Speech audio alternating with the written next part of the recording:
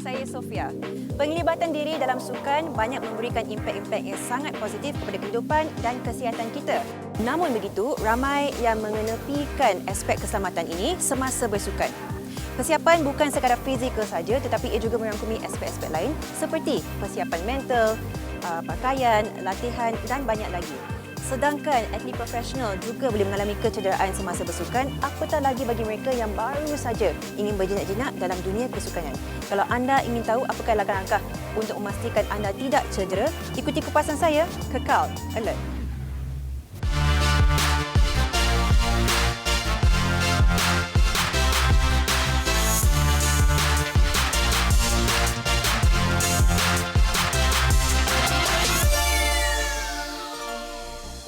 Pernah terlihat sesiapa tercedera ke, awak tercedera sendiri ke? Pernah kawan saya lah terlibat dalam kemalangan tu.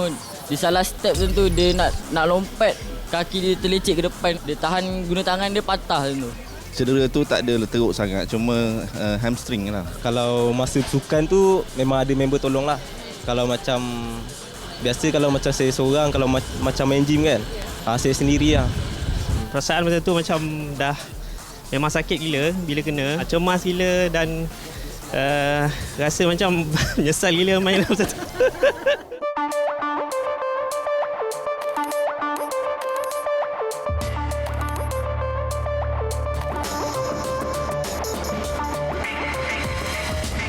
Baik, untuk mendalami kenapa sangat penting untuk kita memanaskan badan, bersama saya hari ini Zarif, seorang fisioterapis daripada Institut Sukan Negara. Apa khabar? Oh, baik. Sihat ya? Ya.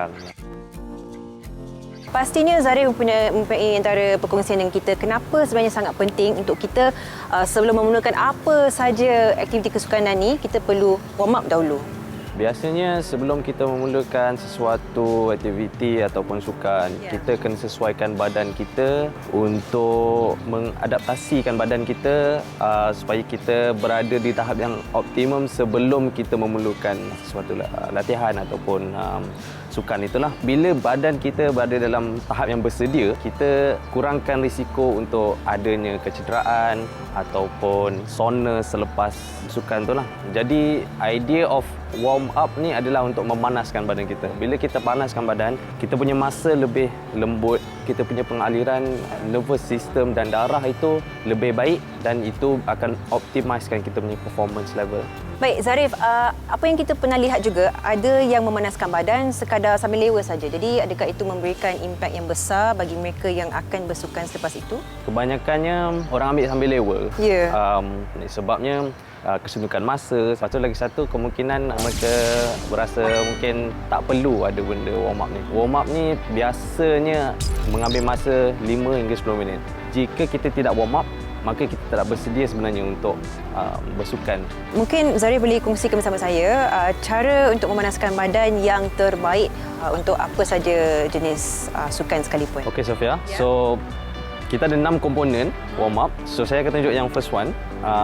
So foam roller ni adalah digunakan untuk kita riliskan tight spot kat masa kita lah. So kita letak di bawah, duduk atas, silangkan kaki, kita target dekat area muscle situ.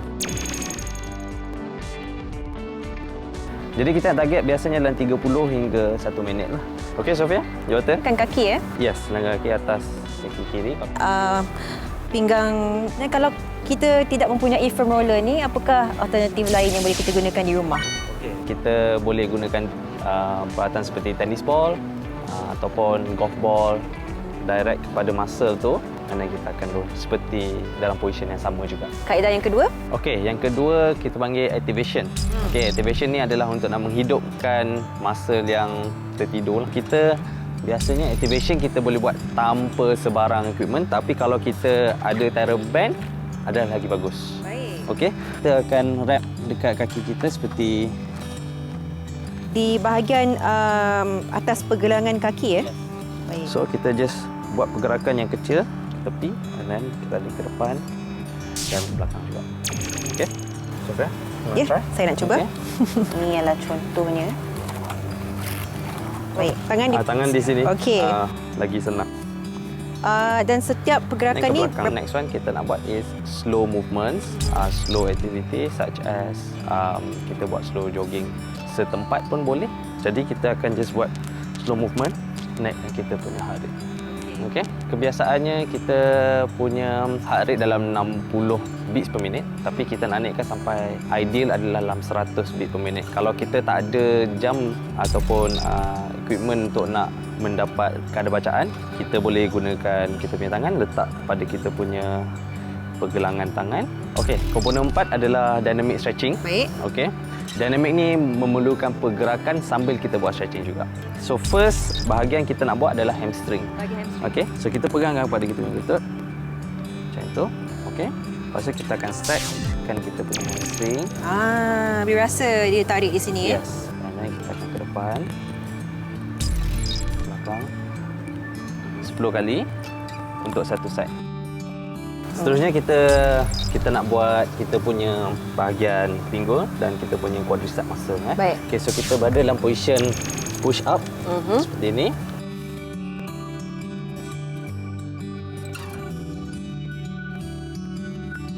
Okey, seterusnya kita nak target masa di tepi kaki kita lah. Mudah aja cara je, kita just terus ke bawah. Ini dinamakan lateral. Okey, Zarif boleh kongsikan komponen yang seterusnya? Okey, komponen seterusnya, komponen kelima, kita panggil functional movement. Contoh kita bermain bola, kita akan ada berlompat, ada kadang-kadang kita ada buat pergerakan yang sharp, turn up dan sebagainya lah. First kita nak buat adalah single leg hop. Tangan kat sini.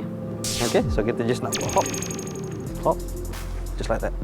Ya, static. Itu antara cara yang boleh kita memanaskan badan, dan antara komponen yang juga sangat penting adalah cara untuk kita cool down selepas kita selesai bersukan. Mungkin Zarif boleh kongsikan juga? Okey, bila kita cool down, tadi kita dah ready badan kita untuk naik berperingkat, kita naikkan heart rate semua. Masa kita bersukan. Betul. Bersukan kita dah pada level yang tinggi. Level yang maksimum lah Level kiranya. yang maksimum.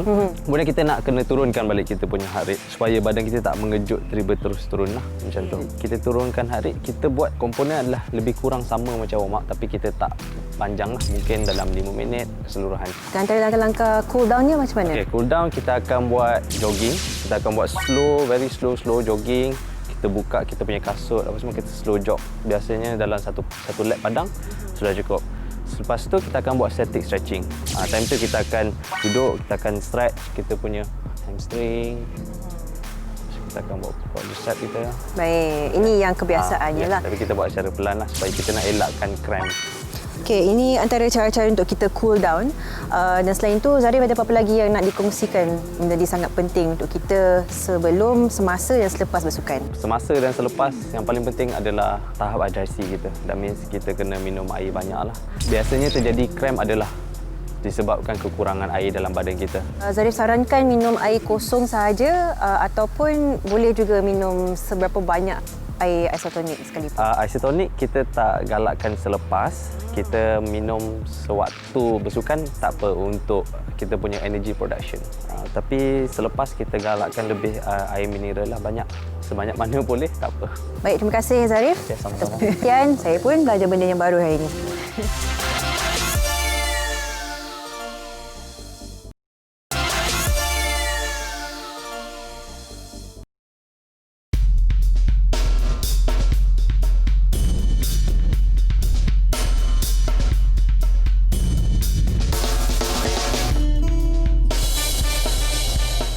Saya bersama dengan juga salah seorang fisioterapis, Ella. Dan juga model kita hari ini, Nura Adha. Apa khabar? Baik. Hari ini kita nak berikan penekanan sedikit tentang pemahaman tentang kasut yang boleh dan perlu dipakai sewaktu bersukan. Ella boleh kongsikan apa perbezaan kasut yang kita boleh gunakan melakukan kegiatan sukan di luar ataupun di bahagian indoor seperti gym. Pemilihan kasut sebenarnya sangat penting untuk setiap aktiviti. Walaupun kita nampak benda tu sangat kecil, tapi sebenarnya pemilihan kasut akan membagi impact kepada setiap pemakai. Contohnya ketika berlari ataupun kita buat senaman di luar, di taman, kasut yang sangat bersesuaian untuk berlari adalah kasut yang mempunyai ada sedikit support ataupun lembut dekat tapak. Ada setengah kita biasa nampak dengan kasut futsal, kita bawa berlari ke taman, kita tak nasihatkan untuk pakai sebab dia akan bagi impak yang besar dekat kita punya buku lali ataupun lutut. Okey, antara faktor-faktor yang kita ambil berat tentang satu kasut adalah kelembutan tapak ataupun kita fokus dengan support atau stability atau lagi satu material dia sendiri. 3 faktor ni sangat penting dalam pemilihan kasut. Nak cakap pasal kasut untuk jogging, berlari ni memang macam-macam jenis. Apakah tapak yang paling sesuai untuk digunakan untuk berlari di ialah track dan sebagainya? Antara jenis-jenis tapak yang kita letakkan outdoor, tapak yang ada gel. Kalau indoor selalunya kalau kita berlari dalam indoor kita dah menggunakan treadmill. Pilih kasut yang tapak yang tak terlalu lembut atau keras. Orang kata kita boleh pakai dalam dua keadaan yang berbeza, indoor atau outdoor. Cari kasut yang kita bermula dengan kurang rasa simptom. Kalau before ni rasa sakit lutut, kasut tu mesti dapat kurangkan rasa sakit lutut ketika berlari. Itu salah satu faktor yang penting lah. Okay, kalau kita nak mengenali kasut dengan lebih baik, seperti model kita hari ini, dia memakai kasut ini bersesuaian untuk outdoor ataupun gym? Okey, atlet kita, Daha, dia hari ini dia pakai kasut yang bersesuaian dengan aktiviti di dalam gym, maknanya indoor. Kita advise kita atau nasihatkan dia supaya dia bertukar daripada kasut yang low cut kepada high cut. Kalau high cut, kita pentingkan protection untuk ankle dia. Exercise balancing satu kaki macam tu. Compare dengan low cut, dia akan rasa kurang stability. Okeylah, kita dah kenal pasti antara tapak kasut yang sesuai digunakan untuk situasi yang berbeza. Bagaimana pula kita ingin mengikat tali kasut kita supaya lebih baik keseluruhannya untuk pemakai? Cara ikat tali kasut adalah sangat general, tapi saya boleh bagi tips untuk tips cara untuk orang kata untuk running lah. Kalau kita perasan, kalau kita beli kasut running, kita ada 2 lubang. Betul. Actually dia sebenarnya ada satu teknik kita panggil lace lock. Cara ikatan di mana kita akan guna untuk kurangkan sliding atau glide ketika kita berlari. Dia bagi more support. Okey, cara tips ikatan yang saya bagi kat sini, kita ada 2 lubang. Tali dia daripada sini, kita akan minta pada bahagian yang sama untuk masuk lubang yang terakhir. Maknanya lubang kedua terakhir ke lubang yang terakhir. Masuk macam ni. Bahagian sebelah lagi. Okey. Tali yang ada, tali yang masuk ke dalam tu, kita akan masukkan di antara ruang tali loop dan kita tarik. Sama juga daripada tali yang daripada side sana, dia akan tarik. Okey, daripada situ baru kita akan adjust. Kita akan tarik balik tali kita supaya ikatan tali kasut kita lebih kemas.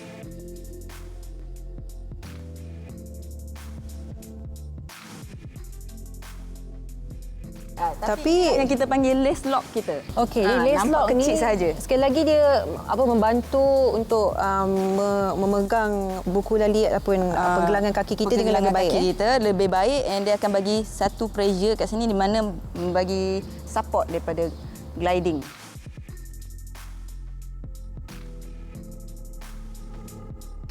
Baik, tadi kita telah pun mengenali antara jenis-jenis kasut dan juga material yang perlu kita kenali sebelum kita melakukan aktiviti sukan. Sekarang pula kita ingin mengenali apakah jenis pakaian yang perlu kita pakai sewaktu bersukan. Bersama saya, Syafiqah, juga seorang fisioterapis, dan juga model kita hari ini, Faz. Apa khabar?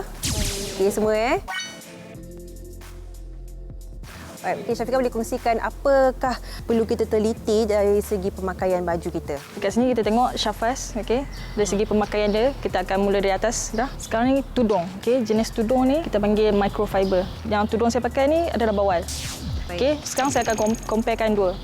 Tudung microfiber ni bila kita pakai dia akan terletak elok dekat kepala dia. Kalau pakai bawal ni macam tak selesa, dia akan mengikut ni. Dia mengurangkan gangguan konsentrasi. Yes, betul. Kalau pakai bawal juga, dia sama ada boleh ikat kat belakang.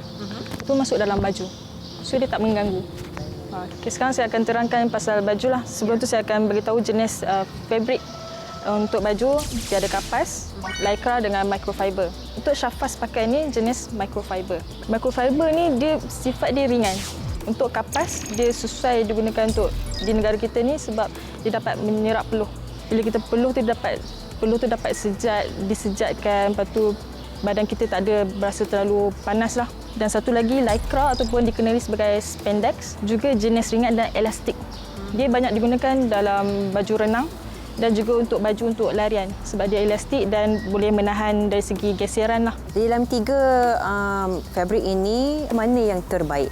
Kena tengok juga aktiviti sukan tu. Kalau macam tengok juga individu, ada individu yang banyak berpeluh. Tu kan saya tak boleh beritahu yang mana satu yang terbaik lah. Yes. Bila nak beli baju ke seluar, kita kena try dulu. Bila try tu jangan just try biasa. Kita kena bergerak, kena buat aktiviti. So kita rasa selesa lah. Untuk yang tidak bertudung, contoh ada rambut semua, kena ikat, kemas lah. So nanti kita peluh rasa tak selesa. Jadi pemakaian pun sangat-sangat penting ketika bersukan, bukan sekadar memakai t-shirt dan seluar biasa saja. Apa pun terima kasih. Terima kasih. Dan juga terima kasih kepada awak model kita hari ini.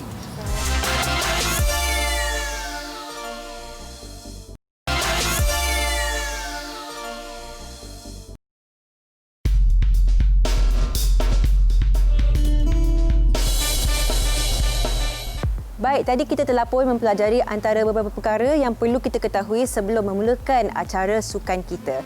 Dan sekarang ini kita akan mempelajari pula bagaimana kita boleh memberikan pertolongan cemas kepada seseorang yang memerlukan. Dan bersama saya hari ini Dr. Khairuddin dan juga Fakhur Razi. Apa khabar? Khabar baik. Baik doktor, sebelum kita berkongsi dengan penonton hari ini apa yang boleh kita bantu, apakah sebenarnya istilah pertolongan cemas ini dan siapakah yang boleh membantu orang lain ketika mereka dalam keadaan tercedera dan sebagainya? Pertolongan cemas awal ni ataupun first aid adalah satu pertolongan awal yang boleh dilakukan oleh semua golongan. Tak kira latar belakang dia sama ada doktor, jururawat ataupun mana-mana paramedik. Semua orang pun boleh lakukan. Semua orang boleh lakukannya. Dan antara yang saya fahami, gejala yang sering kali berlaku pada mereka yang melakukan kegiatan sukan ini adalah dislokasi. Apabila berlakunya satu bahagian anggota badan yang mengalami dislokasi tersebut, kita sebagai orang awam, apa yang boleh kita lakukan untuk membantu mangsa tersebut di tempat kejadian, doktor? Basically, dislokasi ataupun dislocation, mana-mana sendi adalah salah satu kecederaan sukan yang biasa kita temui lah, selain daripada terseliuh semua. Dan anggota yang sering kita temui untuk dislocation ni biasanya pada anggota sendi bahu. Sendi bahu? Yep. Kadang-kadang ada banyak masyarakat yang salah faham tentang cara untuk merawat dislokasi. Jika kita suspek ada masalah dislokasi, kita harus hantar ke hospital. Tidak perlu pergi ke mana-mana tempat untuk bomoh, untuk tarik ke, untuk betulkan dislokasi itu. Sebab ia hanya akan memburukkan keadaan.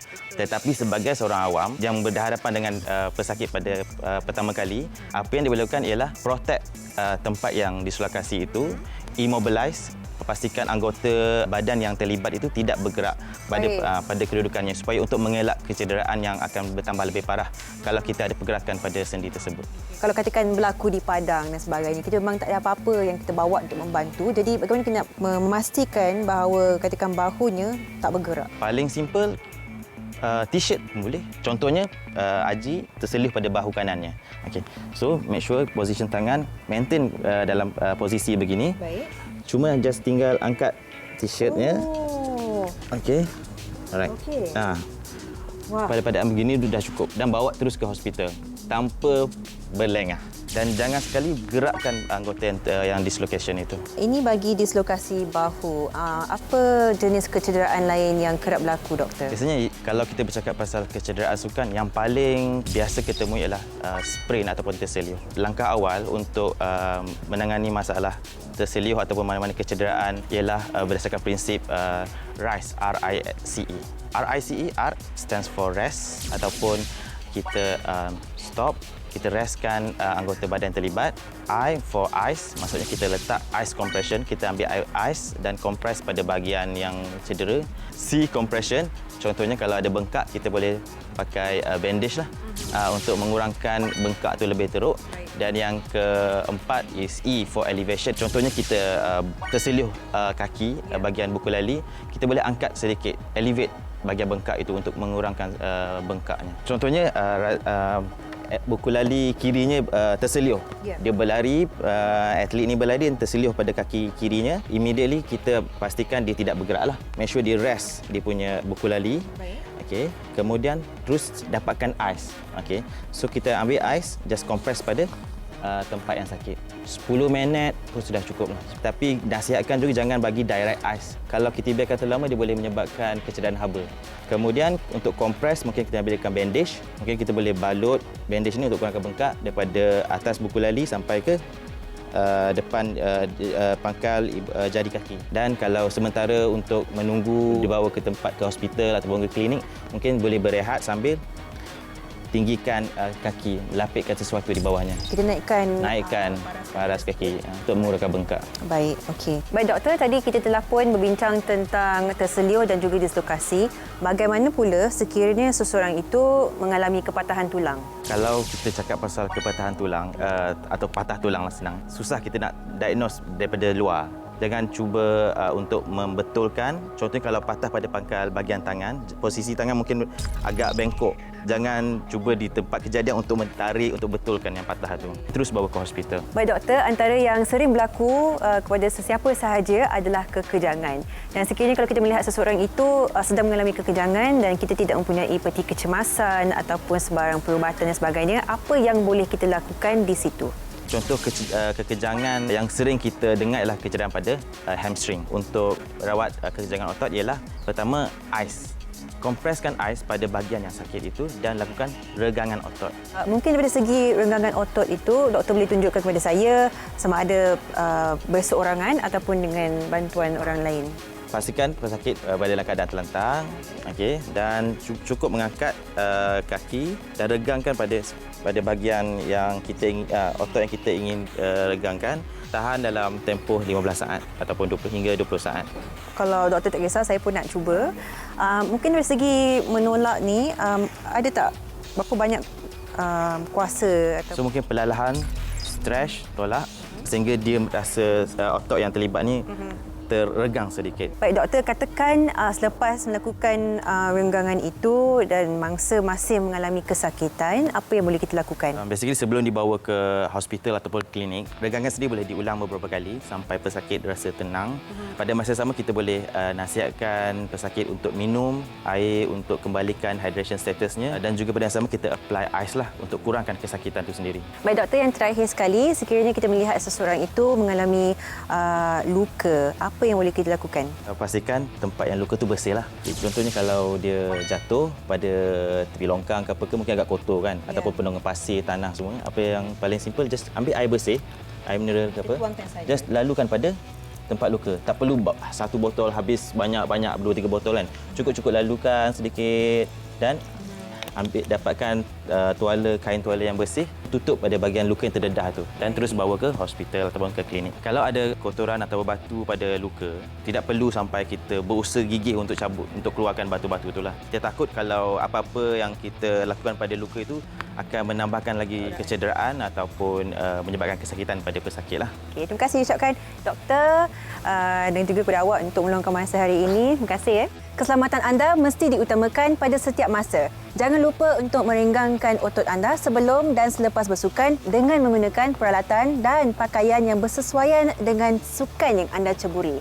Langkah-langkah yang kita pelajari hari ini adalah sangat penting untuk memastikan pengalaman bersukan anda adalah sangat baik dan tidak terjadi perkara yang sebaliknya seperti kecederaan. Sehingga kita berjumpa lagi di episod akan datang, kekal alert.